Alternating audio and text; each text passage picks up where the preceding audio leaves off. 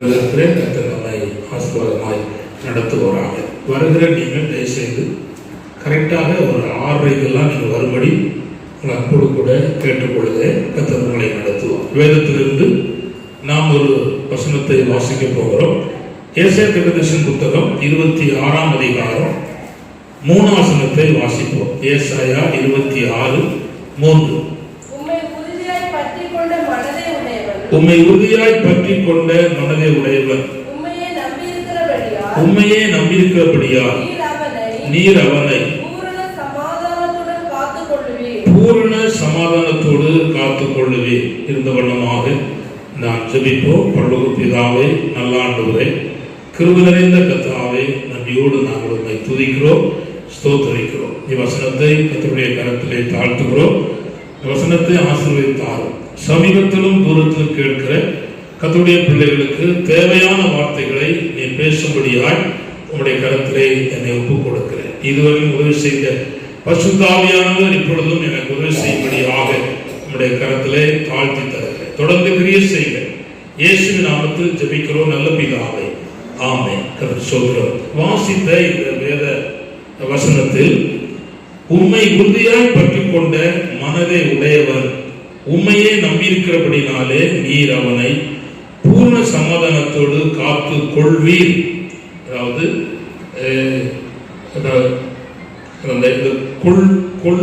கொள்கிறார் அப்படின்னு சொல்லல, கொள்வீர் அப்படின்னா எதிர்காலத்தில் உண்டான ஒரு காரியத்தை ஆண்டவர் அங்கே சொல்லுகிறார். கர்த்தர் சொல்கிறோம். இந்த ஏசாயா தீர்க்கதரிசியின் காலத்தில் உறுதியற்ற ஜனங்கள் நிறைய இருந்தாங்க. நல்ல கவனிங்கள். உறுதியற்ற ஜனங்கள் நிறைய காணப்பட்டார்கள். அதாவது இஸ்ரவேல் ஜனங்களாக இருந்தாலும் ஆண்டவரை நம்புகிற மக்களாக காணப்பட்டாலும் அவர்கள் உறுதியற்றவர்களாக இருந்தார்கள். என்ன காரணம் என்னென்றால், அவர்களுடைய தேசத்தை சுற்றிலும் பல நாடுகள் இருந்தது, பல நாடுகள் காணப்பட்டது, பல தேசங்கள் காணப்பட்டது. ஆண்டவர் நன்மை செய்வார் என்று அந்த நம்பிக்கை இருந்தாலும் உலகத்தில் பலவிதமான காரியங்கள் கேள்விப்படுகிறார்கள். கேள்விப்படும் பொழுது அங்க போனா இது கிடைக்கும், இங்க போனா இது கிடைக்கும் என்று சொல்லுகிற எண்ணத்தோடு கூட போகிற பழக்கம் உள்ள மக்களாக அவர்கள் காணப்பட்டார்கள் என்பதை நாம் வேதவசனத்தின் மூலமாக நாம் பார்க்க முடியும். கர்த்தர் சொல்கிறோம். நான் அதுக்கு 1-2 வசனங்களை உங்களுக்கு கோடிட்டு காட்ட விரும்புகிறேன். அது என்னவென்றால், இஸ்ரவேல் ஜனங்கள் எகிப்தை நம்பி போனார்கள் என்று வேத புத்தகத்திலே வாசிக்கிறோம். கர்த்தர் சொல்கிறோம். தேவன் நன்மை செய்வார் என்று இருந்தாலும் எகிப்தை நம்பி, எகிப்தின் குதிரைகளை நம்பி அவர்கள் போனார்கள் என்பதையும் நாம் வேதத்தில் பல சூழ்நிலை நடுவிலே நாம் வாசிக்கிறோம். கர்த்தர் சொல்கிறோம். அப்படிப்பட்ட சூழ்நிலைகள் அங்கே காணப்பட்டது. அடுத்தது மாத்திரமல்ல, இஸ்ரவேலுக்குள்ளேயே, இஸ்ரவேல் ஜனங்களுக்குள்ளேயே நடைபெற்ற அனுபவம் என்னவென்றால், எகிப்தின் போதனைகள் அங்க நிறைய வந்துவிட்டது. கர்த்தர் சொல்கிறார். எகிப்தின் போதனைகள் அந்த தேசத்துக்குள்ளே வந்து அந்த ஜனங்களை மனமடிவாக்கி அநேக எகிப்தின் போதனைக்குள்ளாக அவர்கள் மாட்டிக்கொண்டார்கள். கர்த்தர் சொல்கிறார். கர்த்தர் சொல்கிறார். இது அவர்களுடைய வாழ்க்கையில் ஏற்பட்ட பின்மாற்றமான அனுபவங்கள். அவர்கள் கர்த்தர் சொல்கிறார். இங்க போனா நன்மை கிடைக்கும், அங்க போனா நன்மை கிடைக்கும் அப்படிங்கிற ஒரு தன்மைக்குள் இஸ்ரவேல் ஜனங்களுக்குள்ளும் அந்த கோட்பாடு உண்டாகிவிட்டது. அதனால உறுதியற்ற இஸ்ரவேல் ஜனங்களுக்குள்ளாக உறுதி உள்ள மக்கள் இருந்தார்கள் என்பதையும் நாம் இங்கே கவனிக்கிறோம். கர்த்தர் சொல்கிறோம். நான் சொல்ல போற இந்த வார்த்தை நீங்கள் புரிந்து கொள்ள வேண்டும். இந்த கடைசி காலத்திலேயும் உறுதியற்ற பல ஜனங்கள் இந்த கடைசி காலத்தில் இருக்கிறார்கள். சபைகள் தான் இருக்கிறார்கள், ஆண்டவரை தான் தேடுகிறார்கள், ஆண்டவரை கூப்பிடுகிறார்கள். ஆனால் மனமானது கர்த்தரை சார்ந்து இல்ல, வேறு நிலைமைக்குள்ளே போய்விட்டார்கள். நான் திரும்ப சொல்வேன். ஆனால் எசேக்கியா ராஜா ஒரு பெரிய தேவ மனுஷன், கர்த்தரை அவனை போல நம்பினவன் முன்னும் இல்லை பின்னும் இல்லை, அப்படி வசனம் இருக்கு. கர்த்தர் சொல்கிறார். ஆனால் ஒரு குறிப்பிட்ட காலத்துக்கு பிற்பாடு கர்த்தரை அல்ல பரிகாரியை தேடினான் என்று வேதத்தில் வாசிக்கிறோம். ஆண்டவர் மேல் இருந்த நம்பிக்கையும் உறுதியும் படிப்படியாக குறைஞ்சி போனது.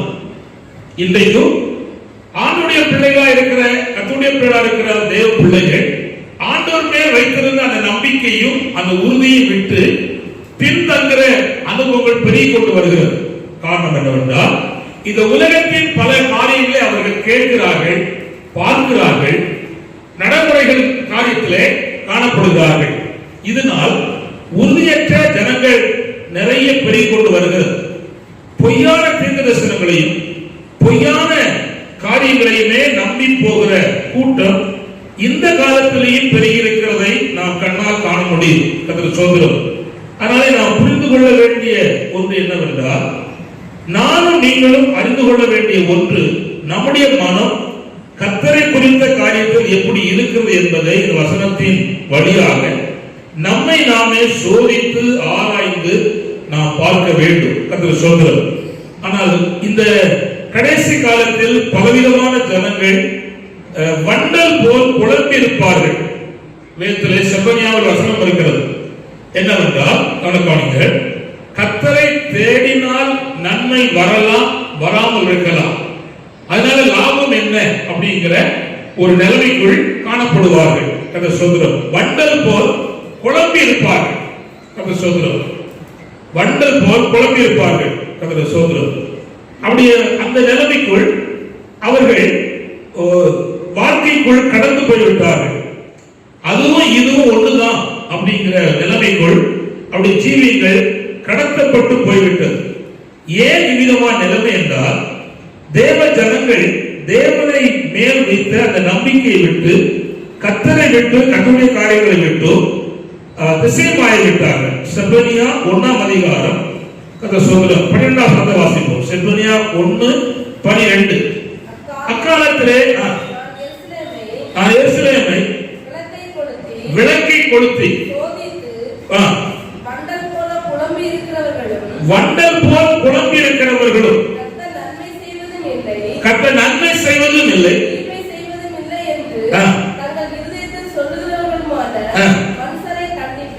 கர்த்தர் சொல்கிறார், என்ன பெருகிட்டுனா கர்த்தர் நன்மை செய்ய மாட்டார், தீமை செய்ய மாட்டார். கவனிங்க, இங்க அழகா சொல்லுது, வண்டல் போல் குழம்பிட்டாங்க.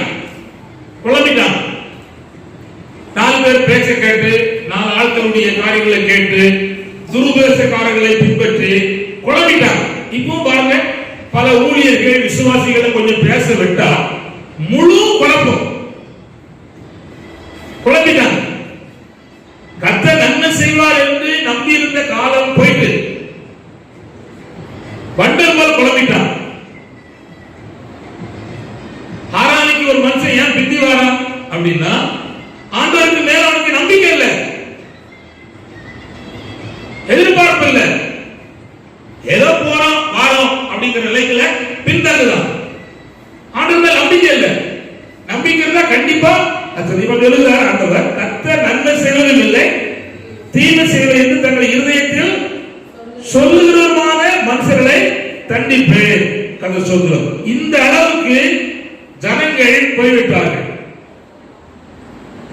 கவனிங்கள், ஏன் இந்த அளவுக்கு ஜனங்கள் போனார்கள் சொன்னால், உலகத்தின் காரியங்களை மேல் கவனம் செலுத்தினார்கள். உலகத்தினுடைய காரியங்களுக்கு நேராக தங்களுடைய வாழ்க்கையை அமைத்துக் கொண்டார்கள். கர்த்தர் சொல்கிறார்.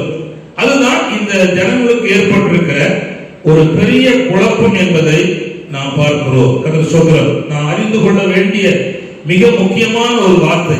ஆனா அப்படிப்பட்ட ஜனங்கள் நடுவில், அப்படிப்பட்ட சூழ்நிலை நடுவில் ஒரு குரூப் ஆண்டவரை மட்டும் நம்பிட்டு, கர்த்தரை மாத்திரம் நம்பிட்டு, அவருடைய மனமானது கர்த்தரை மாத்திரம் சார்ந்து இருக்கிறது. சரி, நான் இதுக்கு ஒரு சம்பவத்தை நான் முதலாவது சொல்லிட்டு, இது உங்களுக்கு தெரிஞ்ச சம்பவம் தான், நான் நிறைய நாட்களை சொல்லியிருக்கேன். இன்னைக்கு இப்ப நீங்க சொல்லி நீங்க புரிந்து கொள்ளும்படி நான் விளக்கிட்டு, இது நான் சொன்னது இல்லை, எனக்கு முன்னால் கடந்து போன காலம் சென்று போன பாஸ்டர் என் தாமஸ் அவர்கள் தங்கள் செய்தியிலே சொன்ன பகுதி. அது எனக்கு தெரியாது, ஆனா இப்போ எனக்கு தெரியும். கர்த்தர் சொல்கிறார், நான் பிந்தின காலங்களில் அதை படித்த போது நான் அறிந்து கொண்டேன். கர்த்தர் சொல்கிறார், அது என்னவென்றால், ஒரு பெரிய மனுஷன், ஒரு சர்க்கஸ்ல மிக முக்கியமான மனுஷன், அவர் நல்ல பார் விளையாடுவார். அது மாதிரி அந்த கம்பியில நடந்து போவார், எந்த விதமான உதவி இல்லாமல் கம்பியில நடந்து போவார். ஒரு பல்லாங்கு தூரம் கடாக கொடைய வச்சுக்கிட்டு போயிடுவார். ஆனா ஒரு நாள் அவர் ஒரு பேப்பர்ல நியூஸ் வெளியிட்டார். என்னன்னா, நயகரா நீர்வீழ்ச்சியில நான் ஒரு கம்பியை கட்டி நடப்பேன் என்று பேப்பர் நியூஸ் வெளியிட்டார். அதனால ஜனங்கள் நிறைய கூடுனாங்க. அதே போல கொடைய வச்சுக்கிட்டு அழகா நடந்து போயிட்டார். எல்லாம் கை தட்டினாங்க. அப்ப அவர் சொன்னார், நான் இதுல ஒரு வீல் சேரை உருட்டிட்டு நடப்பேன் கேட்டார். அவங்க நடப்பீர். வீல் சேர்னா அதாவது செங்கல் சூளையில ஃப்ரண்ட்ல ஒரு வீல் இருக்கும், ரெண்டு பக்கம் ரெண்டு ஸ்டிக் போல கம்பி இருக்கும். அதுல அந்த செங்க அறுத்ததையும் மண்ணை உள்ள போட்டு தள்ளிட்டு போறதுக்காக வைக்கப்பட்ட அந்த அந்த வீல் சேர். அதுல அவர் சொன்னார், நான் இதை கொண்டு போயிடுவேன்னு சொல்லி. ஆமா, நீங்க கொண்டு போயிடுன்னு சொல்லுங்க. அவங்க கொண்டு போயிட்டாங்க. கையெல்லாம் கை தட்டினாங்க. சொல்லுது. அவன் திரும்ப வந்து கேட்டா, இதுல நான் ஒரு மனுஷனை வச்சு கொண்டு போயிடுவான்னு கேட்டேன். ஆமா, கொண்டு போயிடுவோம் அப்படி எல்லாம் கை தட்டினாங்க. கை தட்டின உடனே அவர் சொன்னாரு, யாராவது ஒரு ஆள் வாங்க அப்படின்னா. அந்த நயகரா நீர்வீழ்ச்சியில விழுந்து உயிரோடு எழுப்பினது இதுவரை யாருமே கிடையாது. ஒரு எலும்பு கூட பிறக்க முடியாது. அப்பேற்பட்ட நயகரா நீர்வீழ்ச்சியில அவர் யாராவது வாங்க உட்காருங்க, நான் கொண்டு போறேன்னு சொன்னார். ஒரு ஆள் வரல. நாளைக்கு சாக போற கிளவி கூட வரல. அப்ப என்ன நம்புதாங்க? தனக்குன்னு ஒரு சூழ்நிலை வந்தா நம்ப முடியல. இப்படிதான் ஜனம் இருக்கு. கர்த்தரை செய்வாரா? அவர் செய்வார். ஆனா தொட்டு கேட்டா அவர் நன்மை செய்வதும் இல்லை, தீமை செய்வதும் இல்லை அப்படின்னு இருதயத்துல சொல்லுகிற மக்கள் இருக்காங்க. ஆண்டவர் யாரை கர்த்தர் எதிர்பார்க்கிறார்னா, அவரை உறுதியாய் பற்றி கொள்ளுகிற மனதுடையவன். இதை கர்த்தர் செய்வார் அப்படின்னு மனதை இருதயத்துல உறுதியா இருக்கிறவன். இப்ப உங்ககிட்ட வந்து நான் கேட்கிறேன்னா, உங்க இருதயத்தை நீங்க சோதிக்கணும். ஏன் வந்துட்டு போறைய அப்படிங்கறது எனக்கு முக்கியம் இல்லை. ஆனா உங்க இருதய கர்த்தரை நம்புதா, கர்த்தருடைய வார்த்தையை நம்புதா, இந்த விஷயத்துல தேவன் எனக்கு உதவி செய்வார், எனக்கு இது நன்மை செய்வார் என்று நம்புதா, இல்ல சூழ்நிலையில நம்புதா? இவத்துல பாத்தீங்கன்னா, ஆரம்பத்தில் ஆபிரகாம் ரொம்ப நம்பி வந்தான். கர்த்தர் குழந்தை வருவார் சொல்லி 14 வருஷம் போயிட்டு ஹல்லேலூயா அப்படின்னு சொல்லி பார்க்கவீங்க. 15ஆம் அதிகாரத்துல ஆண்டவர்கிட்ட கேட்கிறான்.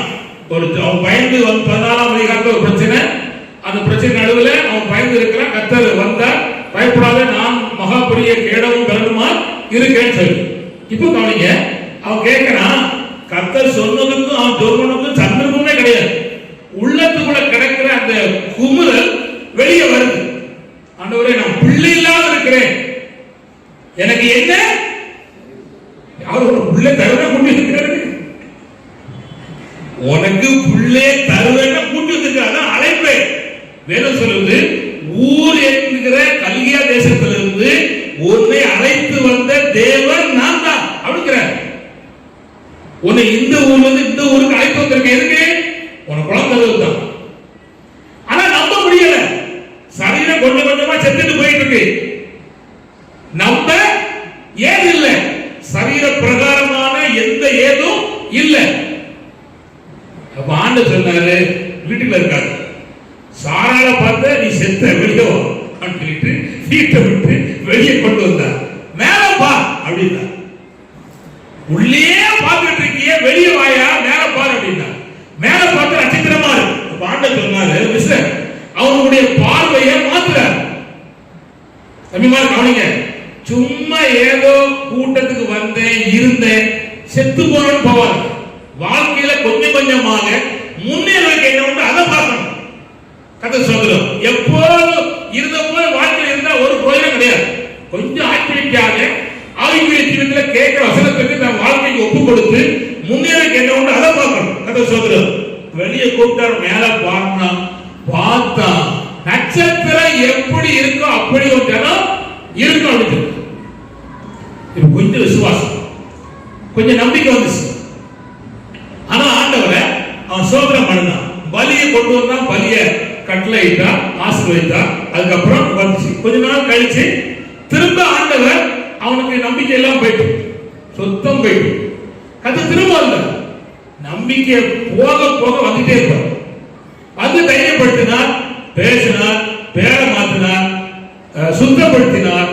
கர்த்தர் குழந்தையை கொடுத்தார். நல்ல கவனிங்கள், நான் சொல்றது, உங்க மனம் உங்களுக்கு இருக்கிற பிரச்சனை மாறணுமானா அந்த தேவனாய கர்த்தர் இடத்துல உங்க மனம் எப்படி இருக்கணும்? உறுதியா இருக்கணும். இங்க உள்ள ஒண்ணு வெளியே ஒண்ணு இருந்தா கால பரியந்தமோ கர்த்தர் எது செய்ய முடியாது. ரொம்ப முக்கியம். ஆண்டவர் கேட்க, நீங்க வேதத்துல படிச்சீங்கன்னா 5ஆம் அதிகாரத்துல இருந்து உபதேசம் பண்ணி நியாயப்பிரமாணத்தை அழிக்க வரல, நிறைவேற்ற வந்து சொல்லிட்டு இறங்கி 8ஆம் அதிகாரத்துல வரவும் நியாயப்பிரமாணத்துக்கு விரோதமான ஒருத்தன் வாரம். நியாயப்பிரமாணத்தின்படி தொடக்கூடாது. யார குசுரோகிய ஆண்டவர் சொன்னாரு, நான் இதை செய்ய வல்லவர் என்று விசுவாசிக்கிறாயா கேட்டார். ஆமென் தொட்டு சோமன். அவ்வளவுதான். நியாயப்பிரமாணம் செத்து, கிருபையின் பிரமாணம் ஜெயிச்சு. நான் சொல்லுறேன்னா, உங்களுக்கு இருக்கிற பிரச்சனையை இந்த இயேசு மாத்துவார். உங்களுக்கு இருக்கிற பிரச்சனையில தேவன் உதவி செய்வார் என்கிற நம்பிக்கை உடைய மனதில் உண்டாகுமானால் நான் சொல்லுகிறேன், கர்த்தர் இப்பொழுது அற்புதம் செய்வார். இப்பொழுது அற்புதம் செய்வார். இன்னொரு நாள் இல்ல. கர்த்தர் சோதரம், நீ உன் சூழ்நிலையும் ஒன்னையும் பார்த்துக்கிட்டே இருக்க வரையும் காரியத்தை நம்ப முடியாது. அப்படிதான் இஸ்ரவேல் ஜனங்க இருந்தாங்க. கர்த்தரை நம்பல, சூழ்நிலையை பார்த்தாங்க. நான் சொல்றேன், கொஞ்சம் கொஞ்சமா சூழ்நிலையை பார்க்கறவங்க கெட்டு போயிட்டே இருக்கும். கர்த்தர் தம் ஜனத்தை நடத்திட்டு வந்தார். ஆனா என்ன சொன்னாங்க தெரியுமா? உலகத்துல ஒரு ராஜா இருக்கிறார், அதே போல எங்களுக்கு ஒரு ராஜா வேணும்னு கேட்டான்.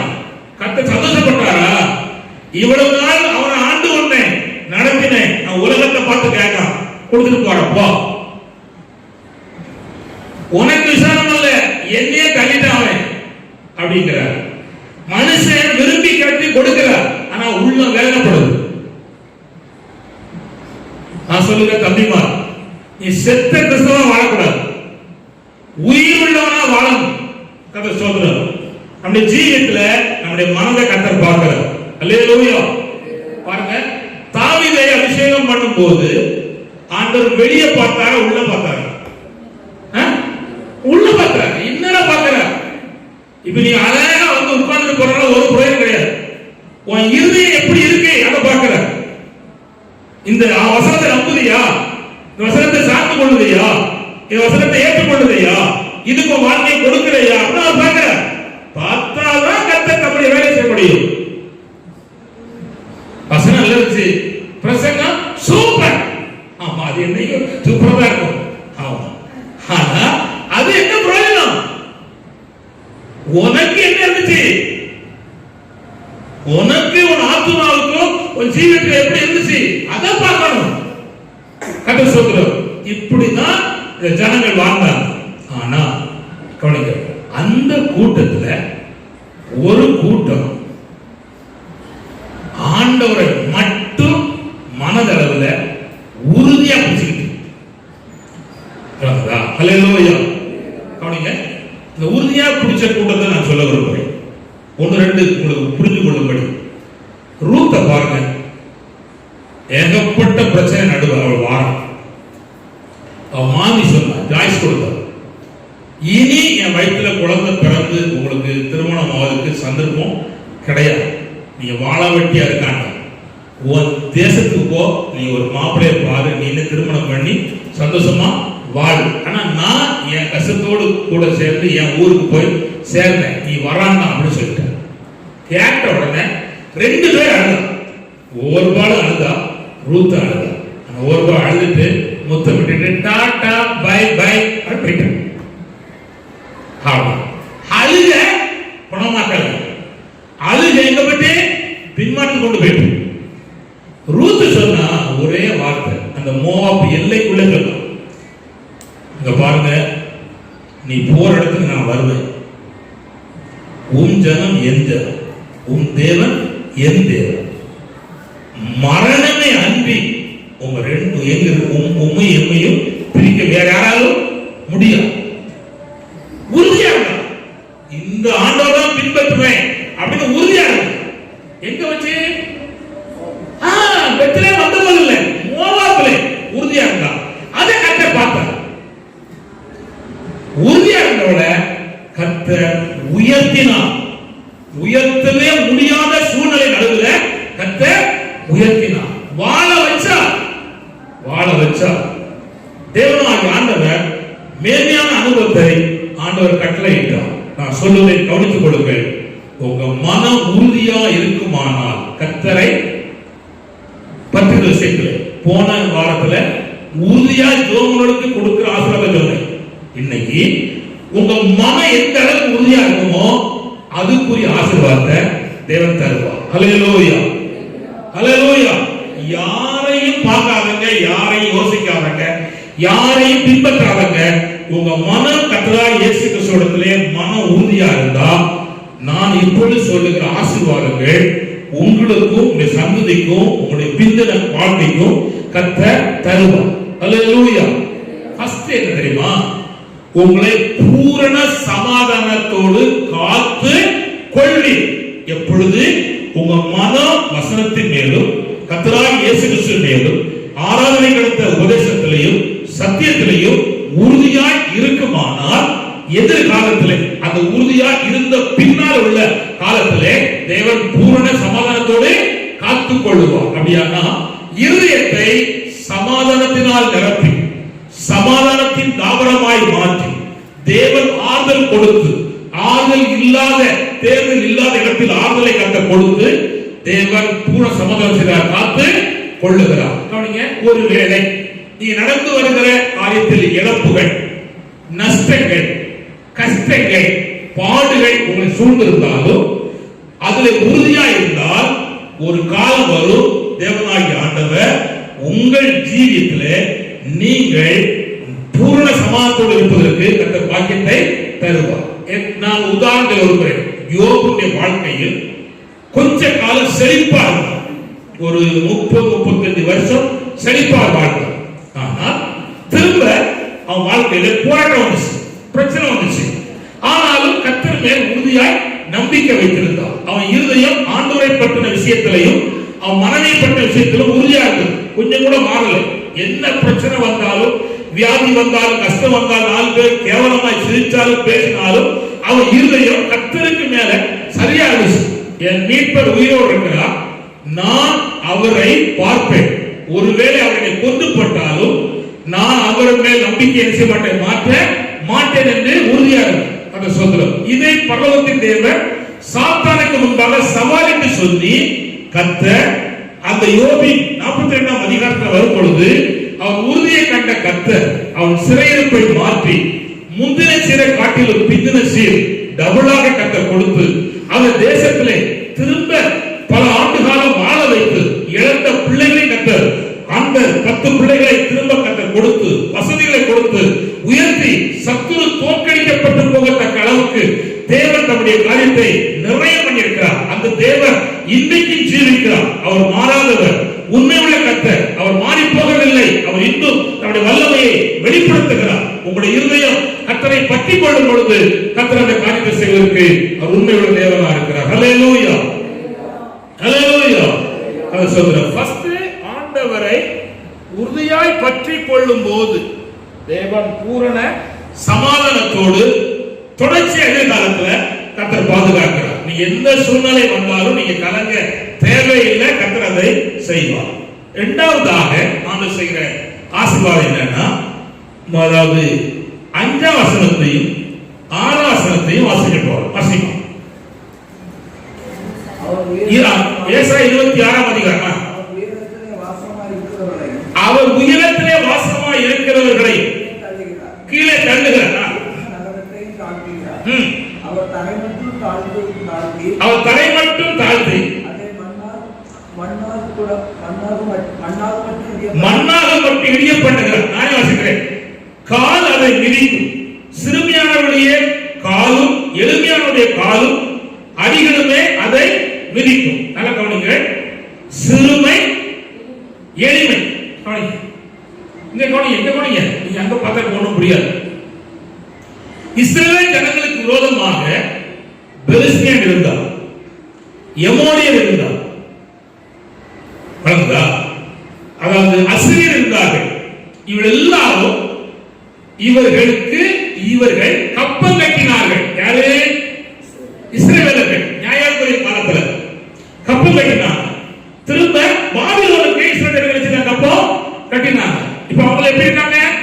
உயர்ந்து இருக்காங்க. யார் உயர்ந்து இருக்கணும்? இஸ்ரவேல் தான் உயர்ந்து இருக்கணும். இப்ப நாம் சில வேளை யாருக்கையும் கடன் வாங்கியிருக்கோம். நம்ம இஸ்ரவேல் தான். நம்மகிட்ட யாரு இருக்கா? தேவன் இருக்கா, கர்த்தர் இருக்கா, வசனம் இருக்கு. கடகாரம் வந்தா மனம் பட்டு அடிக்கும். வாரம் இல்லப்பா வாரம் மனம் பட்டு அடிக்கும். வளர்க்குதா? ஆனா யாருதான்? இஸ்ரவேல் தான். எதனால? ஏன் கடன் வந்துச்சு? நாம் தேட வேண்டிய காலத்துல தேடல, உண்மையா வாழல, கர்த்தரை கொடுக்கல, அதான் கடன் வந்துச்சு. இப்போ அதே போல வந்துச்சு. இப்போ ஆண்டுடைய பிள்ளைகள் தேடினாங்க, உறுதியா பற்றி கொண்டாங்க, கர்த்தரை சார்ந்து கொண்டாங்க. சார்ந்து கொண்ட போது கர்த்தர் என்ன தெரியுமா? இவளுக்கு விரோதமா ஒரு கூட்டம் இருக்கு. அத தேவன், ஜனம், அரசாங்கம், மேல் மக்கள், தரை மட்டும் மண் மேலாக மாறி போகும் வரையிலும் ஆண்டவர் பண்ணி இந்த இஸ்ரவேல் ஜனத்தில் இருக்கிற சிறுமியானவர்கள், எளிமையானவர்கள் அவர்களை மிதித்து முன்னேறி போவதற்கு கர்த்தர் செய்தார். ஹல்லேலூயா, ஹல்லேலூயா. நான் ஒரு சின்ன உதாரணம், கடன் மலை போல இருக்கு உங்களுக்கு, உங்களை கீழ்படுத்துது. அதை மிதிப்பதற்கு நான் சொல்லுகிறேன், இயேசு நான் சொல்லுகிறேன், அதை மிதிச்சு நீ ஏறி போவதற்கு கர்த்தர் பாக்கியம் வைத்திருக்கிறார். கர்த்தர் சொல்றார். எப்பொழுது உங்க மன கர்த்தரை பற்றி கொண்டிருக்கும் பொழுது, அல்லேலூயா, கடன் என்கிற சாபத்தையே உங்க ஜீவித்தை விட்டு மாற்றி அதை மிதிச்சு போவதற்கு கர்த்தர் பாக்கியத்தை தருவார். இதுக்கு 2 உதாரணத்தை நான் சொல்ல விரும்புகிறேன். அப்படின்னா உங்களுக்கு புரியும். கர்த்தர் சொல்றார். இந்த பிரச்சனைகள் இருக்கும் போது கலக்கம் இருக்கும், பயம் இருக்கும், வேதனை இருக்கும், இதெல்லாம் இருக்கும். இப்போ காணுங்க, சர்ச்சை கட்டின காரியத்துல, அதாவது இஸ்ரவேல் ஜனங்கள் பாபிலோன் எழுப்பி 3 வேலை செய்தாங்க. அலம் கட்டினாங்க, ஆவிக்குரிய கட்டினாங்க, சர்ச்சை கட்டினாங்க. சர்ச்சை கட்டி அஸ்திபாரம் போட்டு மேல எழுப்புற உடனே தடை வந்துச்சு. தடை வந்த உடனே 16 வருஷம் தடைப்பட்டு போச்சு. எத்தனை வருஷம்? 16 வருஷம். ஆனா அந்த 14 வருஷமும் இஸ்ரவேல் ஜனங்கள் வேலை செஞ்சாங்க. என்ன செஞ்சாங்க தெரியுமா? அவன் வீட்டை கட்டினான். என்ன கட்டினான்? வீட்டை கட்டினான். அதாவது மரத்தை வெட்டி வீட்டை கட்டினான். யானை தந்தத்தால் ரூம் அலங்கரிச்சான். அவன் வேத்துல இருக்கு, நீ படிச்சீங்கன்னா பயங்கரமா இருக்கும். அவன் சர்ச்சை கட்டுவதை விட்டுட்டு எதை கட்டினான்? வீட்டை கட்டினான். வீட்டை கட்ட நடந்த போது என்ன தெரியுமா? இவன் கையில் பிரயாசங்கள் எல்லாம் கத்த பொட்டரித்து போக பண்ணினான். திரும்ப ஆகா எழுப்பி இப்படி இருக்காதுங்க, கர்த்தர் பிரியப்பட மாட்டார், ஆலயத்தை கட்டுங்க. இப்ப கேட்கிறேன், ஜெபம் இல்லாம, வேத வாசிப்பும் இல்லாம, ஆண்டவரை தேடுவதற்கு அனுபவம் இல்லாம இருந்தா உங்க ஆவிக்குரிய ஜீவிதத்தை நீங்க இருக்கல, கட்டல. ஆனா சரீரத்தை கட்டுங்க. பொரிச்சது, அவிச்சது, சூப்பு, சடபடா, டகடா, இதெல்லாம் வச்சு அடிச்சு முழக்குது. சரீரம் கட்டப்படுது. ஆனா என்ன கட்டல? ஆத்மா கட்டப்படல. சரீரத்தை தின்னு கொழுப்புதலே இருக்கும். எக்ஸசைஸ், ஸ்கிப்பிங், துள்ளுதல், ஓடுதல், சாடுதல், இதெல்லாம் இருக்கு. ஆலிஸ், பூஸ்ட், வீவா, இதெல்லாம் இருக்கு. உள்ளான மனுஷனா புறப்படுவான், நடக்காது. சரீரம் புறப்படும், அவ்வளவுதான். ஆனா சொல்றாரு, வெளியே வீட்டை கட்டி பிரயோஜனம் இல்லப்பா, உள்ளான மனுஷனை நீ கட்டு அப்படின்னு சொல்றாரு. தடை வந்துச்சு. ஆண்ட சொன்னாரு, ஆகாயை கொண்டு பேசுறாரு, எடுப்புனா படுத்துட்டான். திரும்ப சதையை கொண்டு பேசுறான், இப்படியே படுக்காத அவன் சத்தம் போட்டான். எழுப்பிட்டான், சஞ்சை கட்டிட்டான். ஆனா தடை வந்துச்சு. பெரிய பர்வதமே எம்மாத்திரம் என்று அவன் வருவான்னு சொல்லி கர்த்தருடைய வார்த்தை சொல்லி சொன்ன போது அந்த பெரிய பர்வதம் ஒண்ணுமில்லாம போயிட்டு, ஒண்ணுமில்லாம முடிஞ்சு போச்சு. கர்த்தர் சர்ச்சை கட்டி முடிச்சா. இப்ப நான் கேட்க விரும்புகிறேன், பெரிய தீமையா ஏற்று வைக்கிற காரியத்தை உங்க கால் மட்டும் மிதிச்சு ஏறி போயிருக்கு கர்த்தர் செய்வார். அல்லேலூயா, அல்லேலூயா. இன்னொரு சம்பவத்தை கூட நான் உங்களுக்கு நினைப்பூட்ட விரும்புகிறேன். இஸ்ரவேலிலே 40 நாள் கோலியாத் கொச்சரித்தான். இஸ்ரவேல் ஜனங்களை சபித்தான், ஏளனமா பேசினான், ஒத்தைக்கு ஒத்த வாயால் கூப்பிட்டு பார்த்தான். ஒரு ஆள் போகல, எல்லாம் வீரர்கள் தான். அட்டென்ஷன் ஸ்டாண்டர்ட் இஸ் ஃபார்வர்ட் அப்படினா எல்லாம் மார்ச் பாஸ் அடைச்சி அவனை கண்டா பேக், அவன்தான் பின்னால முன்னால இல்ல. ஆனா தாவீது வந்தா, பேசினா, வார்த்தையை சொன்னா, கர்த்தர் இன்னைக்கு உன்னை என் கையில தருவார் அவன் சொல்லி கவனை வீசினான். கர்த்தர் அவனை புடிச்சு கீழே தள்ளி, இவனுக்கு பட்டயம் கிடையாது. கவனிங்க, என்ன செஞ்சா தெரியுமா? நீங்க வேதப்படுத்த தெரியும். இவன் ஓடி போய் கோலியாத்துக்கு மேல நின்னு அவன் பட்டயத்தை எடுத்து அவன் தலைய வெட்டினான். நீங்க யோசுவா சட்டத்துல படிச்சீங்கன்னா அந்த 40 ராஜாக்களுடைய தலையை மேலையும் இஸ்ரவேல் ஜனங்களுடைய கால்கள் பட்ட விற்பாடுதான் துண்டிக்கப்பட்டுச்சு. அல்லேலூயா, அல்லேலூயா. அப்ப என்னன்னா, உனக்கு தீமையா ஏற்று நிற்கிற காரியத்தை தேவன் கால் மட்டும் மிதித்து போக செய்கிறார். அல்லேலூயா. எப்பொழுது? குட். இப்போ மனசு வச்சுக்காங்க, ஒரு தீமையா எது இருக்கும்? பிள்ளைகள் இருக்கலாம், பிரச்சனை இருக்கலாம், கடன் இருக்கலாம், வீடு போராட்டமா இருக்கலாம், எதிர்காலத்துடைய பிரச்சனை பெருசா இருக்கலாம். அத்தனையை மிதிச்சு போவதற்கு தேவன் செய்வதற்கு கர்த்தர் வல்லவர். அல்லேலூயா. எப்பொழுது? குட். உங்க இருதயம் கணவன் மனம் உறுதியா இருக்காங்க, பொய் சொல்வதில்லை. 100 ரூபாய் கேட்டாச்சுன்னா இல்ல, அங்கேயும் கேட்டாலும் இல்ல, ஆனா இருக்கு, புது புது நோட்டா வருது, இருக்கு. இது எப்படி நடக்கு? நடக்குதாச்சு. அனன்யா சப்ரா பேசி பார்த்து பாருங்க, பொய் சொல்லுல உறுதியா இருக்காங்க. ரைட், போட்டோம். ஆனா நம்முடைய தேவனாகிய ஆண்டவர் நம்முடைய மனம் கர்த்தரை சார்ந்த காரியத்துல உறுதியா இருப்பதை கர்த்தர் எதிர்பார்க்கிறார். அப்போ ஃபர்ஸ்ட் ஆண்டவர் நமக்கு விரோதமா இருக்கிறதை கர்த்தர் கீழ்ப்படுத்துகிறார். நான் இப்போ 91ஆம் சங்கீதத்துல ஒரு 3 வசனத்தை லேசா கோடிட்டு காட்ட வருது. வாசிங்க. 91ஆம் சங்கீதம் 11, 12, 13. சீக்கிரம் வாசிங்க. கர்த்தர் சொல்றார். 11, 12, 13 எல்லாம் தெரிஞ்ச சங்கீதம் தான். வாசிங்க. உன் வழிகள் எல்லாம் உன்னை காக்கும்படி உறுதியா இருக்கிற மனுஷனுக்கு சொல்லு, வழிகள் எல்லாம் உன்னை காக்கும்படி தூதர் வருவார்கள்.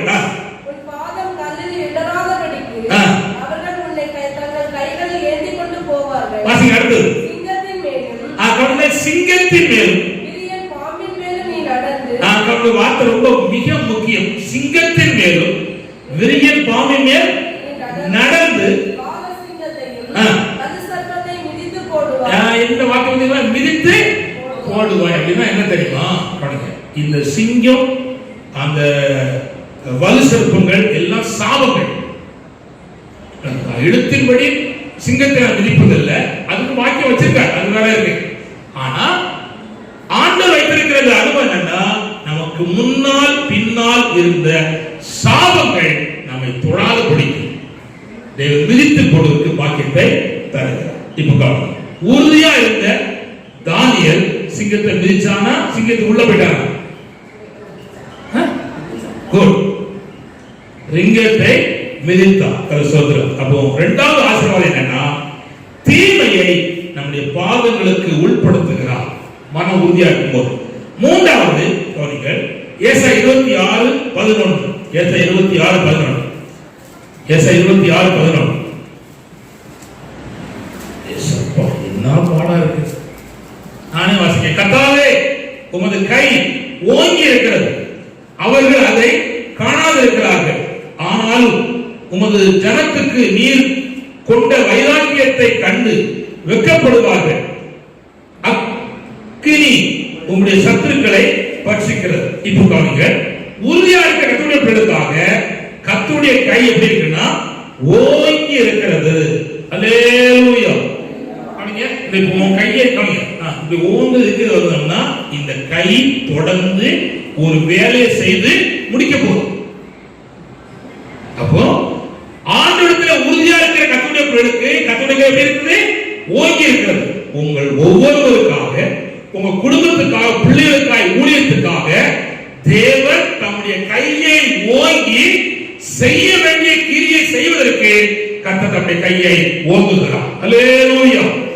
மனுஷன் ஒரு கையை ஓங்குவானா ஒரு வேலை செய்ய போறான்னு அர்த்தம். கர்த்தர் ஸ்தோத்திரம். அது போல கர்த்தர் அந்த ஜனத்துக்காக மன உறுதியை கண்டு கர்த்தருடைய கை ஓங்கி இருக்கிறது.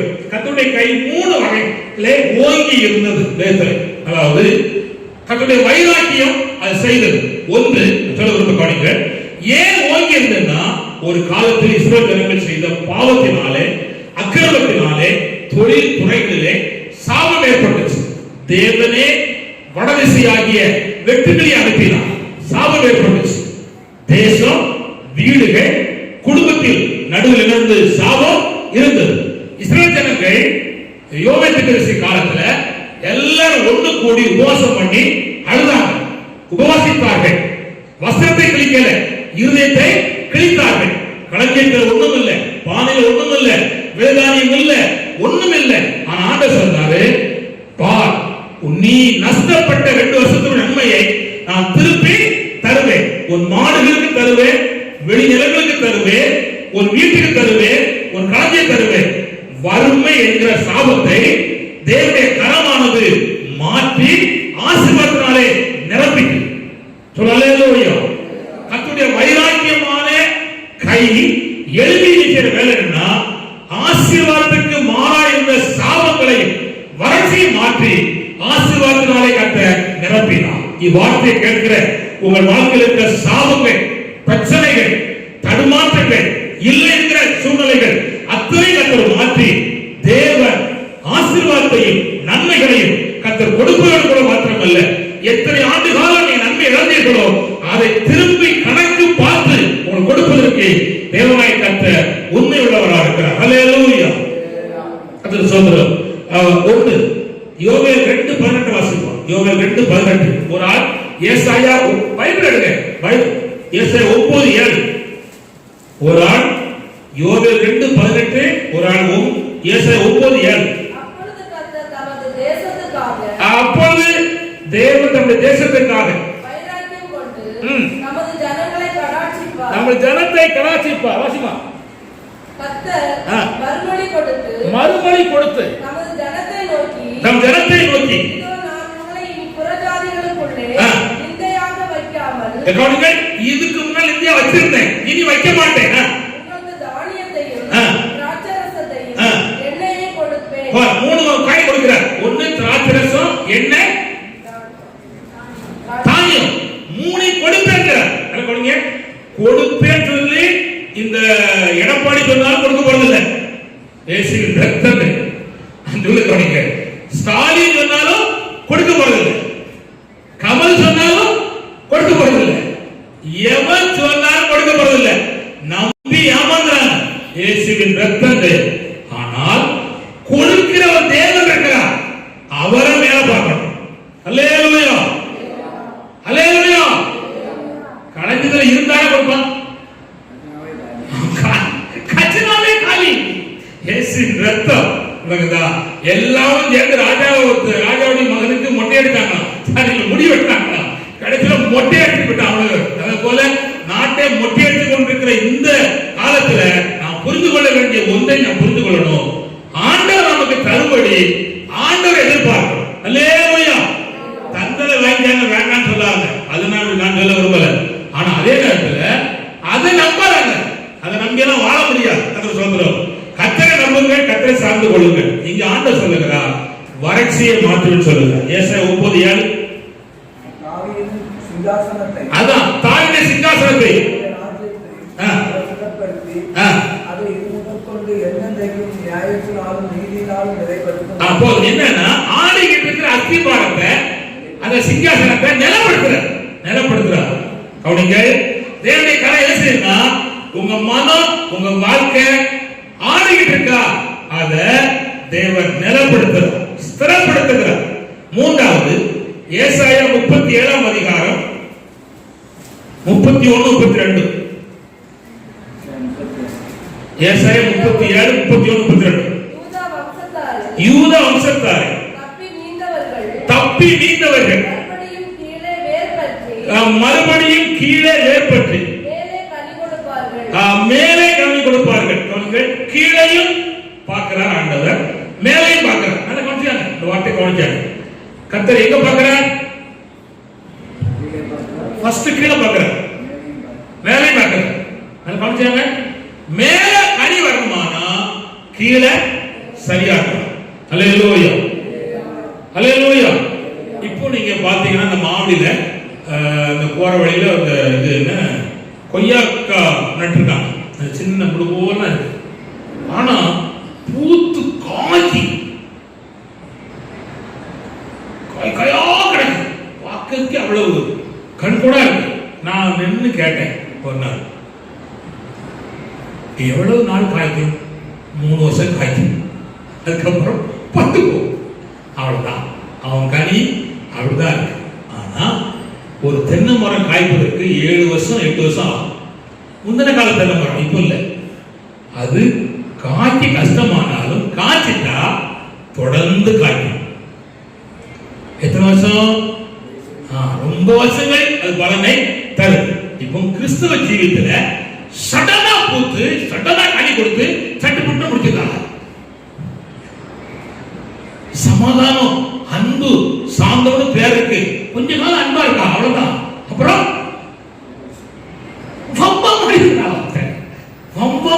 அவ்வளவுதான், போயிட்டு ஒண்ணும் கிடையாது, ஒண்ணும் இல்லை. வேத சொல்லுது, முதிர் வயதிலும் பசுமையும் புஷ்டிமா இருந்து கனி கொடுப்பார்கள். எப்போ? உறுதியா இருந்து முதிர் வயதுல இருந்தா கீழே வேர் போட்டுட்டே இருக்கணும். அல்லேலூயா. அப்படின்னா என்ன? சோத்ராண்டவரே, சோத்ர ஐயா, சோத்ர ஐயா, கொஞ்சம் அழுக, பிரச்சனை, போராட்டம் நடுவுல வேர் போட்டுட்டே இருக்கணும். போட போட எதிர்காலம் எப்படி ஆயிரும்? கனியாயிரும். அல்லேலூயா. இப்ப நான் சிம்பிளா சொல்றேன். யோசேப்பு 13 வருஷம் வேர் பண்ணான். எத்தனை வருஷம்? 13 வருஷம். எத்தனை வருஷம் வாழ்ந்தா? சொல்ல மாட்டேன், தெரியல. பிடிஹெச் முடிச்சாங்க, எம்டிஹெச் முடிச்சாலுமே நம்ம விளங்காத ஒரு படத்தை விளங்காத இடத்த விளங்குமா? அல்லேலூயா. கவனிங்க, 110 வருஷம் கவனிங்க, கவனிங்க. அவன் சொப்பனம் கண்டு 17 வயசுல 17 பிளஸ் 13 30. 30ல கவனிங்க 110 கழிச்சா கணக்குல புலி 80 வருஷம். கவனிங்க, 80 வருஷம் கனி கொடுத்தான். அல்லேலூயா, அல்லேலூயா. தேசமே பஞ்சம், பார்வோனுக்கு பஞ்சம். ஆனா யோசேப்புக்கு பஞ்சம் இல்ல. யோசேப்பு பஞ்சம் இல்ல. ஏன்னா அவன் 13 வருஷம் கஷ்டப்பட்டு ஸ்தோத்திரம் பண்ணி கர்த்தருக்குள்ளே உறுதியா வச்சு கீழே ஏற்பட்டு மேலே கனி கொடுத்தான். அவன் வேண்டுகிறது, அவன் கனி தரும் திராட்சை செடி. ஸ்தோத்திரம். வீட்டுக்கு, வாழ்க்கைக்கு, அவன் பெற்றெடுத்த 2 பிள்ளைகளுக்கு அதோட விட்டாச்சா? அவன் குடும்பத்தார் அத்தனை பேருக்கும் மற்ற எல்லா இடத்துக்கும் ஜீவச்சனம் பண்ணுகிற மனுஷனாக மாற்றப்பட்டார். பிரியமானவர்களே, தேவனாய் கர்த்தர் அதை உங்களுக்கும் உரியதாய் மாற்றுவதற்கு கர்த்தர் உண்மை உள்ள கர்த்தரா இருக்கிறார். அல்லேலூயா, அல்லேலூயா. அப்படியானால் கர்த்தருடைய வைராக்கியம் கர்த்தர் சொல்கிற 3 வேலை செய்யும். 1, வறட்சியை மாற்றுகிறது, செழிப்பை தருகிறது. 2, நல்லா கவனித்துக் கொள்ளுங்கள், உங்களுடைய வாழ்க்கையை ஸ்திரப்படுத்துகிறது, உறுதிப்படுத்துகிறது. 3வது, தப்பி நீந்திருக்கிற உங்களை கீழே ஏற்பற்றி மேலே கனி கொடுப்பதற்கான கர்த்தர் காரியத்தை செய்கிறார். நான் இப்ப சொல்ல போறது நாலாவது தேவன் செய்கிற ஆசீர்வாதம். வாசிப்போம் ஏசாயா 26:16. ஏசாயா 26:16 வாசிப்போம். ஏசாயா 26:16. கர்த்தாவே உம்மை தேடினார்கள், உம்முடைய தண்டனை அவர்கள் மேல் இருக்கையில் அந்தரங்க வேண்டுதல் செய்தார்கள். 26:12 கர்த்தாவே எங்களுக்கு சமாதானத்தை கட்டளையிடுவீர், எங்கள் கிரியைகளை எல்லாம் எங்களுக்காக நடத்தி வருகிறவர். சொல்லப்படுறது எங்கள் கிரியைகளை எல்லாம் எங்களுக்காக நடத்தி வருகிறீர். கர்த்தர் நம்மளை காமிங்க கையை நீட்டி கிரியை செய்கிறார். நாலாவது ஆசீர்வாதம் என்னன்னா, நம்முடைய மன உறுதியா இருக்கும் பொழுது நான் செயல்பட வேண்டியதை ஆண்டவரே மேற்கோள் போட்டு ஆண்டவர் செயல்படுகிறார். சொல்லலேலூயா. கவனிங்க, நான் யுத்தம் பண்ணணும், ஆண்டவர் தான் யுத்தம் பண்ணாங்க. நான் சும்மா நான் உனக்கு என்ன செய்வேன்? யுத்தம் பண்ணுவேன். நான் வீட கட்டணும், நீ வீட கட்டாண்டா நான் உனக்கு வீட கட்டுவேன். நான் ஆசீர்வாதத்தை சோதரிக்கணும், நீ சோதரிக்காண்டா நான் உனக்கு ஆசீர்வாதத்தை தருவேன் அப்படின்னு சொல்லி அவர் கிரியை செய்கிறார். அல்லேலூயா. நீங்க உங்க இருதயம் ஆண்டவரை உறுதியாய் பற்றிக் கொள்ள கூடுமானால் பரலோகத்தின் தேவன் உங்களுக்காக கிரியைகளை கர்த்தர் நடத்துகிறார். அல்லேலூயா. இப்ப பாருங்க 127 சங்கீதம் 1-2 வசனத்தை வாசித்தா சொல்லப்பட்டிருக்கிறது. கர்த்தர் வீட்டை கட்டாராயில் கட்டுடைய பிரயாசம் விருதா. வீடை கட்டுவது யாரு? நீங்க செங்கல் வச்சு கட்டுறது வீட்டை நாங்க இல்ல, இயேசுவின் ரத்தம் பெயர். ஆமா, இது பிள்ளை இல்லாதவர்களுக்கு பிள்ளை கொடுப்பது மனுஷன் அல்ல, கர்த்தர் வீட்டை கட்டுகிறார். சமாதானத்தை கொடுப்பது கர்த்தர், சுகத்தை கொடுப்பது கர்த்தர், நிம்மதியை வாழ வைப்பது கர்த்தர், பாதுகாப்பது கர்த்தர், என்னையும் உங்களையும் பாதுகாப்பது கர்த்தர். இதெல்லாம் யார் செய்தா? ஆளுங்க. எதுக்காக? நாம் அவரை உறுதியாக பற்றிக் கொள்ளும் போது கர்த்தர் செய்கிறார். இப்ப நல்லா கவனிங்க, உங்க பிள்ளைகள் உயர்ந்த இடத்துல வேலை பார்க்கணும். நீங்க கர்த்தரை உறுதியா பற்றிக் கொண்டா பூமி உயர்ந்த இடத்துல உங்க பிள்ளைகளை ஏற அமரம் பண்ணி வேலை வாய்ப்பு தருவது கர்த்தருடைய சித்தம். ஆனா ஊழியக்கார பிள்ளைகள் கலெக்டர் ஆகணும்னு சொன்னால் நடக்காது. அது சொல்லிருக்குல்ல, டாக்டர் ஆகணும்னா அது நடக்காது. உன்னை ஆக்கலாம் ஆண்டவர், அதுதான் விஷயம். ஆனா கவனிங்க, ஊழியம் செய்கிற ஊழியக்காரனுடைய பிள்ளைகள் என்ன வேலை பார்த்தாலும் கடைசியில் எங்க வந்துடணும்? ஊழியத்துக்கு வந்துடணும். நான் சாவகம் பண்ணப்பா, ஏன்னா பிறந்திருந்து சாப்பிடுவது, உடுப்பது, போக்கு வரத்து எல்லாம் யார் பைசா? உங்க தாத்தா பைசாவா? இல்ல. யார் பைசா? கர்த்தராகிய இயேசு கிறிஸ்துவுக்காக சிறுமைப்பட்ட தெய்வ பிள்ளைகள் கொடுக்கிற காணிக்க. அத மனசுல எண்ணிட்டு அனுபவிக்கலாம். ஆனா யாருக்கு நன்றியா இருக்கணும்? திருக்க இருக்கணும். ரொம்ப முக்கியம். கர்த்தர் சொல்றோம், இன்னைக்கு இது அறியாம பல ஜனங்கள் நடக்கிறாங்க. போட்டோம் நான் சொல்ல கவனிங்க, கர்த்தர் இதை அழகாய் கட்டி மேம்படுத்துறார். இப்போ உங்களுடைய பிள்ளை திருமண காரியத்தை ஆண்டவர் பொறுப்பெடுக்கணும். பொறுப்பெடுக்கணும்னா நீங்க மனதை கர்த்தரத்துல உறுதியா இருக்கணும். திருமணத்தை அவரே அஞ்சாரு நடத்துவாரு. ஒரு மரணை கொண்டு வருவார், வாழ்க்கையை கொண்டு வருவார். எவனா ஒருத்தன் வருவான், பிள்ளை பிறந்திருக்கு வந்து வருவான். நீ சிரிக்கிய சேர்த்துல இருக்கு, நான் சொன்னா சொல்லிட்டே போவேன். நடக்குதா? ஞாபகம் போதாது. எல்லாம் கர்த்தர் செய்வார். என்ன பகுதி செய்யணுமானாலும் ஆண்டவர் செய்வார். அவர் செய்ய வல்லமை உள்ளவர். அவர் செய்திருக்கிறார், அவர் நடத்திருக்கிறார். அல்லேலூயா.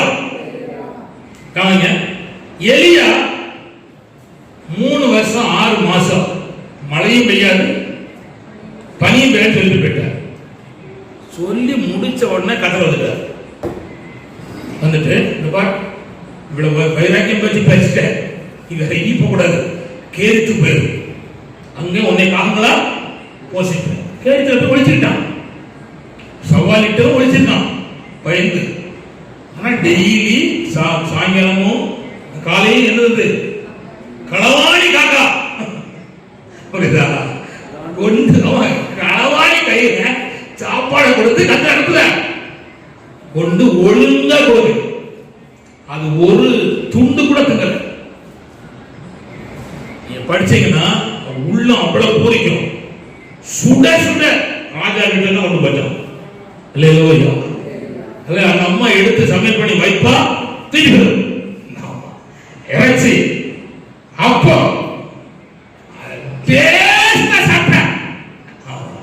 தின்னு கொடுத்த சாப்பிட்டா திரும்ப சொல்லிட்டா, இது உனக்கு பிடிக்காது, நீங்க நிறைய கொழுப்பு ஏறிட்டு சாய்பாத் ஊருக்கு போ அப்படின்னா. அங்க போச்சுன்னா இறைச்சி கிடையாது, என்ன பண்ண கிடைச்சி தண்ணியும் அடை, அவ்வளவுதான். சோத்திரம் 3 வருஷம் தண்ணியும் அடையலாம். எதை தேவன் தருகிறாரோ அதை சாப்பிடணும். அல்லேலூயா. இதுதான் வேணும் அப்படின்னா ஊழியத்தில் இருக்க முடியாது. அது வேலை செஞ்சா சாப்பிடணும், வேற வழி கிடையாது. ஆனா அந்த சவால் நடுவுல கர்த்தர் யுத்தம் செய்தார். யாருக்காக? எலியாவுக்காக. அல்லேலூயா, அல்லேலூயா. அதாவது அந்த 3 வருஷம் 6 மாசம் இஸ்ரவேலுக்குள்ள தான் இருந்தான். ஆனா ஆகாப்ராத்தை எங்கெங்கெல்லாம் ஆளுநு தேடினான். கண்டுபிடிச்சானா? முடியாது. குருட்டான பிடிச்சு அவ்வளவு வந்தான். என்னைக்கு கர்த்தர் வெளியே போச்சாரோ அன்னைக்கு தான் எலியாவை எல்லாரும் பார்த்தான். இஸ்ரவேல் எல்லைக்குள்ள வச்சு அவருடைய கூடார மறைகளை மறைச்சு கர்த்தர் பாதுகாத்தான். அதுதான் நம்முடைய தேவன். அவனுக்காக கர்த்தர் கிரியை செய்தார். கரத்தை நீட்டி கர்த்தர் செய்தார். அல்லேலூயா.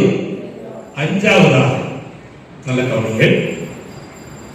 ஏசாயா 26:15. நான் 2 சொல்லுவேன், சொல்லி முடிச்சிட்டு நம்ம ஜெபிக்க போறோம். அப்போ மன உறுதியா இருக்கிற அந்த ஜனத்தை கர்த்தர் என்ன செய்யறாருன்னா பெருக பண்ணுகிறார், பெருக பண்ணுகிறார், எல்லையை பெருக பண்ணுகிறார். கவனிங்கள். தேசத்தையே கர்த்தர் பெருக பண்ணுகிறார். கவனிங்கள். ஞானத்துல பெருக பண்ணுகிறார், கிருபையில கர்த்தர் பெருக பண்ணுகிறார். உங்க வாழ்க்கையில பொருளாதாரத்திலையும் தேவனாய் கர்த்தர் பெருக பண்ணுகிறார் என்பதை நாம் பார்க்கிறோம். எபிரேயர்கள் சகல காரியத்திலையும் பெருகினார்கள் என்று நாம் கவனிக்கிறோம். பலத்திலே அவர்கள் பெருகினார்கள் என்பதையும் நாம் காண முடியும். இன்னொரு வசனத்தை வாசிக்க போறோம். அதே வசனம் தான் 26:15. அதுல ஒரு வசனம் இருக்கு, வாசி. இந்த ஜாதியை பெருக பண்ணினீர் கர்த்தாவே, இந்த ஜாதியை பெருக பண்ணினீர் நீர் மகிமைப்பட்டீர். இந்த பெருக்க வந்தா மகிமை யார் படுகிறார்னா கர்த்தர் படுகிறார். அல்லேலூயா, அல்லேலூயா. உங்களை ஆண்டவர் உயர்த்தி வச்சிட்டு அவர் நாமத்தை அவர் மகிமைப்படுத்துகிறார். அதான் மேன்மையான ஒன்று. கர்த்தர் சொல்கிறார். 7வதாக நான் கடைசி சொல்ல போகிறது 19ஆம் வசனத்தை 19ஆம் வசனம். மரித்த உம்முடையவர்கள் பிரேதமான என்னோடு கூட எழுந்திருப்பார்கள். மண்ணிலே தங்கி இருக்கிறவர்களை விழித்து கம்பீரியுங்கள்.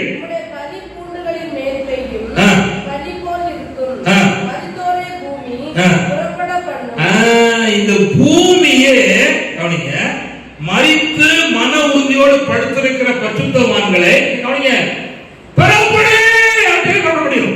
அல்லேலூயா, அல்லேலூயா. நான் சொல்ல கவனிங்க, புரிஞ்சுக்கிட்டா சொல்ல முடியும். நான் சில காரியத்தை உங்களுக்கு உணர்ந்து விரும்புகிறேன். ஒரு சின்ன பொண்ணுன்னா ஒரு 19 வயசு புள்ள மரிச்சு போச்சு. அது அடக்கம் பண்ணதுக்கு எல்லாரும் வந்திருக்காங்க, நானும் இருக்கேன். அந்த சபையை நடத்துறது நான் தான். அப்போ அந்த பொண்ணுக்கு பாட்டி சொல்லிச்சு, என் பேத்திய நான் தேவனுடைய ராஜ்யத்துக்கு அனுப்பி வைக்கிறேன், இது பிரியா விடை அப்படின்னு சொல்லிச்சு. கண்ணீர் இருந்துச்சு, தைரியமா சொல்லிச்சு. காலஞ்சென்று போன இஸ்ரவேலையே சொன்னார்கள், கிரேசே ஜோபனாத நிப்பாரு, எனக்கு பரலோகம் திறந்துட்டு எல்லாம் ஆயத்தமாயிட்டு என்ன வர வேண்டிய ரதம் வந்துட்டு நான் போகணும் அப்படின்னா உங்களுக்கு புரியுதா? புரியலையா? ஒரு மாதிரி புளிக்கிய மரணத்தை இயேசு கிறிஸ்து ஜெயமாய் விழுங்கினார். அவருடைய பிள்ளைகளுடைய இருதயம் என்னன்னா, இயேசு மரணத்தை ஜெயித்தார். ஆதலால் காலமெல்லாம் மரண கட்டினால் அகப்பட்டிருக்கிற என்னை அவர் விடுதலை கிடைக்கிறார். இனி எனக்கு ஒரு மரணம் வந்தா 2ஆம் மரணம் இல்ல. ஆதலால்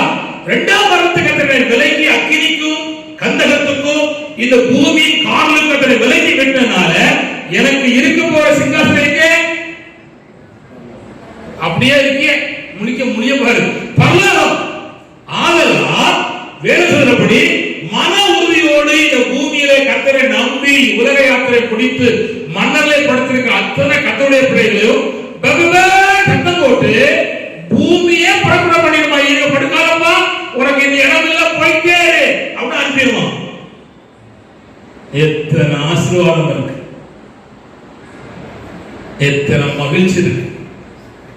பிரியமானவர்களே, கிறிஸ்துவ ஜீவி என்பது அவ்வளவு பலனுள்ள ஜீவியம், அவ்வளவு மகிழ்ச்சியுள்ள ஜீவியம். ஆதலால் நம்பிக்கையற்றவர்களுக்கு நம்முடைய வாழ்க்கை இருக்கக்கூடாது, நம்பிக்கையோடு நம்முடைய வாழ்க்கை இருக்க வேண்டும். ஏனோ தானோ நம்முடைய ஜீவியம் இருக்கக்கூடாது. அப்ப மன உறுதியோடு இருக்கிற கர்த்தருடைய பிள்ளைகளை தேவன் கடைசி நாளிலே பூமியில் இருந்து கர்த்தர் செய்வார், புறப்பட பண்ணுவார். தானியேல் 12:2 சீக்கிரம் வாசிப்போம். இந்த ஒரு வசனத்தை மட்டும் வாசித்து ஜெபம் பண்ண போறோம். கர்த்தர் தானியேல் 12:2 பூமியின் தூளிலே நித்திரை பண்ணுகிறவர்களாகிய பூமியின் தூளிலே நித்திரை எங்க செத்து இருக்கல என்ன பண்றாங்க, நித்திரை பண்ணிருக்காங்க. தூக்கம் தூக்கம் நித்திரை பண்ணுகிறவர்களாகிய அநேகரில் சிலர் நித்திய ஜீவனுக்கும் சில நித்திய ஜீவனுக்கும் சிலர் நிந்தைக்கும் அடுத்திருக்கிறதுல ஒரு குரூப் என்னைக்கு நித்திய ஜீவனுக்கு என்னைக்கு. தம்பி, சகோதரனே, சகோதரியே, தாயே, தகப்பனே, வார்த்தையை கேட்கிற சமீபத்தில் தூரத்தில் கேட்கக்கூடிய பிள்ளைகளை சொல்ல விரும்புகிறேன். கர்த்தராகிய இயேசுவை மன உறுதியோடு பின்பற்றுகிறவர்களுக்கு கடைசியிலே படுத்திருக்கிற மண்ணில் படுத்த கர்த்தருடைய பிள்ளைகளை நித்திய ஜீவனுக்கு கர்த்தர் புறப்பட பண்ணுகிறார். அல்லேலூயா. யுக யுகமாக ராஜாதி ராஜாவாகிய இயேசுவோடு கூட, கர்த்தாதி கர்த்தனாகிய இயேசு கிறிஸ்துவோடு கூட ஆகாயத்திலே பரலோகத்திலே அந்த புதிய எருசலேமிலே கர்த்தரோடு கூட சேர்ந்து வாழப்போகிறோம். எவ்வளவு பெரிய மகிழ்ச்சி! இன்மைக்கு மட்டும் நாம் இயேசுவை பின்பற்றல, பரலோகத்தில் தேவன் நம்மை சேர்க்க போகிற காலம் நெருங்கி விட்டது. ஜெபிப்போமா? கர்த்தரை நோக்கி பார்ப்போம். ஹல்லேலூயா, ஹல்லேலூயா. கர்த்தராகிய இயேசு கிறிஸ்து வரப்போகிறார். நாம் சொல்ல வேண்டும், ஆமென். கர்த்தராகிய இயேசு கிறிஸ்துவே வாரும், மாரநாதா மாரநாதா என்று சொல்லுகிற சத்தத்தின் பெருக்கம் பெருக